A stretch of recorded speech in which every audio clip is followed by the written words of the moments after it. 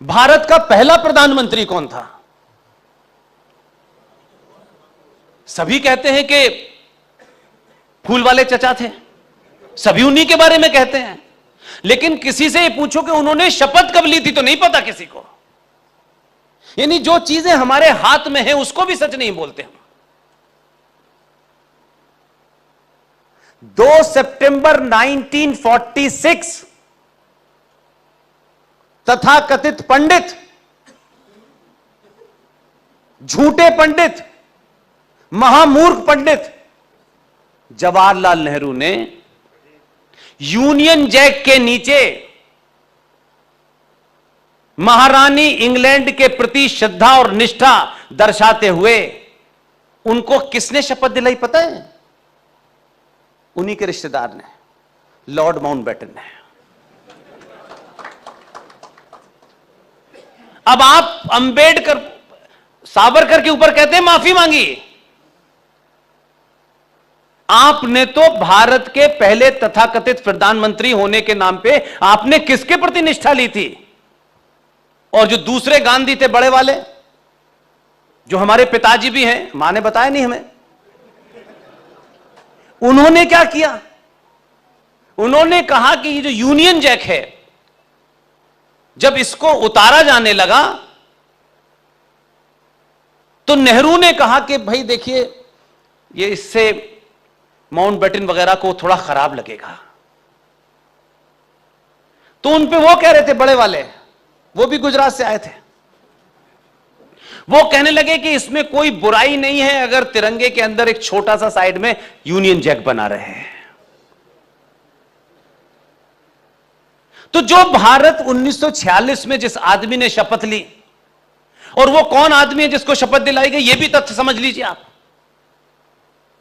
जो आदमी 27 अप्रैल 1946 को कांग्रेस पार्टी के अध्यक्ष के चुनाव में 15 प्रोविंशियल असेंबलीज ने गुप्त मतदान करके पूछा गया हो कि किसे आप अध्यक्ष बनाना चाहते हैं। मैं इसलिए आपसे कहना चाहता हूं कि 1946 की 5 घटनाओं पे मैं ज्यादा बल देता हूं। जी सर, मैं पूरी बात कह लूं फिर आपसे बता दूं। 20 अप्रैल को कांग्रेस पार्टी के अध्यक्ष के चुनाव की घोषणा हुई कि भाई चुनाव होगा। तो गांधी जी ने पहला इमोरल काम यह किया कि तत्काल चुनाव की घोषणा होते ही कहा मेरी पहली पसंद तो नेहरू है। अब हमें क्या पता आखिरी भी आपकी है। तो यह नहीं कहना चाहिए था, उनका कद ऐसा था। लेकिन मैं इससे 2 बातें आपके सामने, ये तथ्य हैं, सब फैक्ट हैं, अवेलेबल हैं आप उसमें, और मैं ओरिजिनल सोर्स का रेफरेंस दूंगा आपको। ये XYZ की लिखी हुई किताब का नहीं दूंगा मैं आपको। 20 को आप अनाउंस करते हैं, 27 तारीख को चुनाव होता है। उस चुनाव की प्रक्रिया, एक साहब थे जो पहले शिक्षा मंत्री बने, वो 1940 में कांग्रेस पार्टी के अध्यक्ष थे और 1946 तक वो अध्यक्ष रहे। और क्योंकि नया अध्यक्ष चुना जाना था तो मौलाना आजाद से इस्तीफा मांगा गया और यह हुआ कि भाई ये जो चुनाव है इसके लिए हमें कार्यकारी आदमी चाहिए। जानते हैं कौन था वो आदमी? उस आदमी का नाम है आचार्य JB कृपलानी। वो पूरी चुनाव की प्रक्रिया आचार्य JB कृपलानी की देखरेख में हुई और जब वोट खुले तो 2 वोट इनवैलिड थे और 12 वोट सरदार पटेल को मिले। यानी गांधी जी की वो अपील उनके खुद कांग्रेसियों ने नहीं सुनी तो गांधी कितने पॉपुलर थे आप समझ जाएंगे। अब यहां से मैं आपको वो घटना शब्द इसलिए बताना चाहता हूं कि बहुत सारे लोग सवाल उठा के भाग जाएंगे। बहुत सारे लोगों की आदत है पत्थर फेंको भाग जाओ। आजकल जो पत्थर फेंकता है ना उसे पकड़ लेते हैं।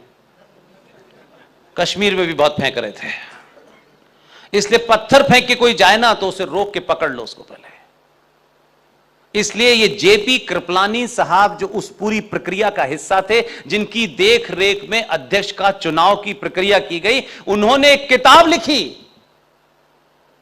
पब्लिकेशन डिवीजन ऑफ इंडिया ने वो किताब छापी। आप सोचिए कि कितने डीप रूटेड कॉन्स्पिरेसी हुई। वो किताब भारत से गायब। पब्लिकेशन डिवीजन ऑफ इंडिया में कहीं किताब ही नहीं अवेलेबल है। वो कि न होगा बांस न बजेगी बांसुरी है। उस किताब को हमारे एक मित्र ने अपने रिसोर्सेज से पीडीएफ कॉपी भेजी, 1300 रुपए में मैंने उसको फोटोस्टेट कराया। उस किताब का नाम है Gandhi, his life and thoughts.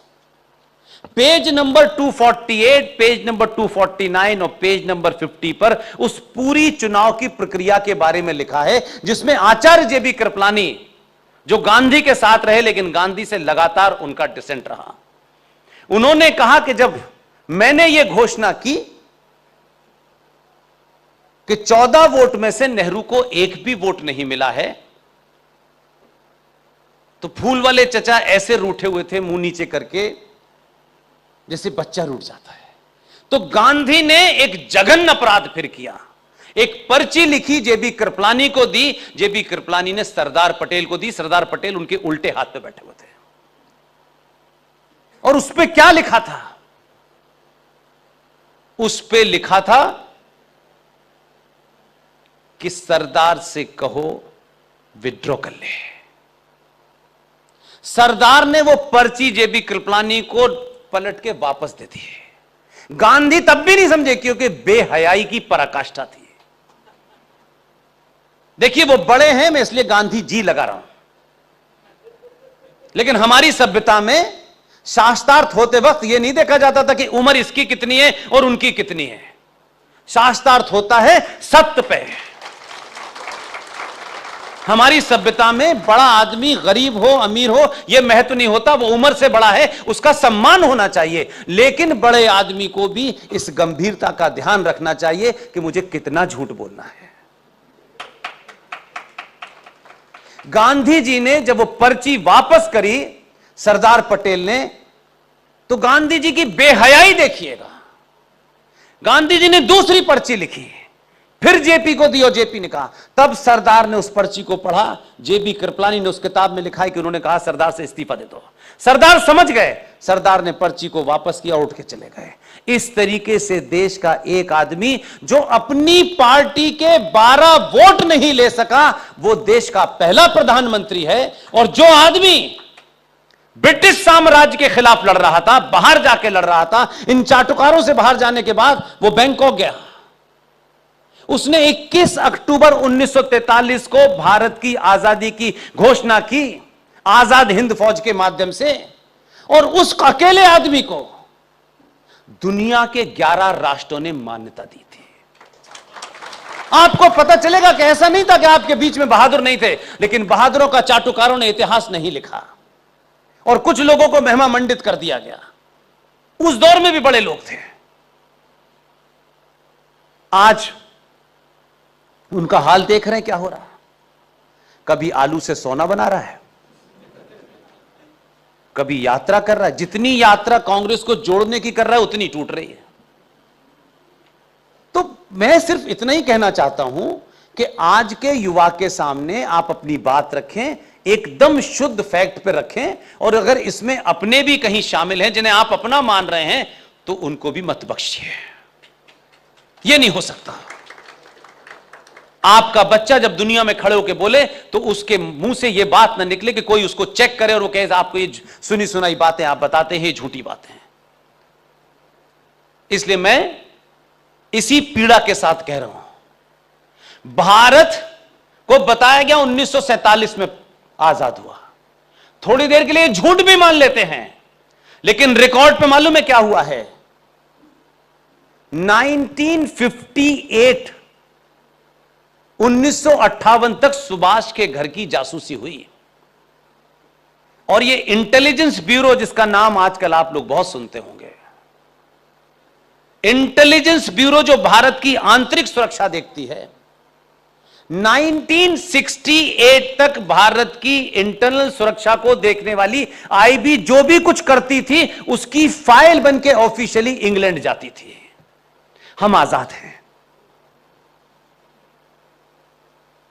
हां, जहां हम खड़े हैं उसके पीछे सिर्फ एक आध कारण नहीं है, हमारी चुप्पी भी है, हमने सबको चलने दिया, तुम भी आ जाओ, तुम भी आ जाओ, तुम भी आ जाओ। सतीश भाई अभी चले गए हैं, उनके परिवार में शायद कोई बीमार हो गया है। मैं सतीश भाई को बता रहा था कि हमने तो इस तरीके की स्थिति पैदा कर दी है कि हमने अपनी नौकरी, अपना बच्चा, वो सीईओ बन जाए, वो गवर्नर बन जाए, वो यहां चला जाए, बस हमें इसके अलावा कोई मतलब नहीं है। हम एज ए नेशन बात ही नहीं कभी करते हैं।